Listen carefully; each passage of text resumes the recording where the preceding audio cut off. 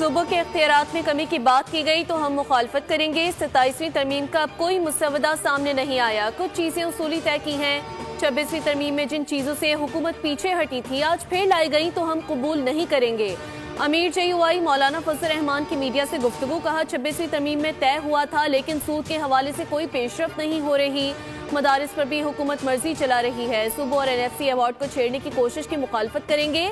Article 243 को दो हवालों से देखेंगे। इंतजामी मामला हुआ तो और बात है, अगर जमहूरियत को कमजोर करने की हुई तो कबूल नहीं करेंगे।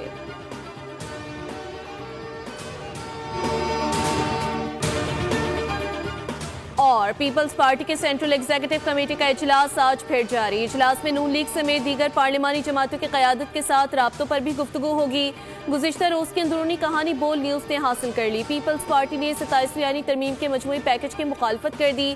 पीपल्स पार्टी का कुछ निकात की किसी सूरत हिमायत न करने का फैसला। अरकान का 18वीं तरमीम से मुतालिक निकात को छेड़ने पर शदीद तशवीश का इजहार। सूबाई खुद मुख्तारी वापस करने की शदीद मुखालफत। NFC में सूबों के शेयर में कमी मुस्तरद। आईनी अदालत के क़याम पर पीपल्स पार्टी ने हिमायत का इंदिया दिया।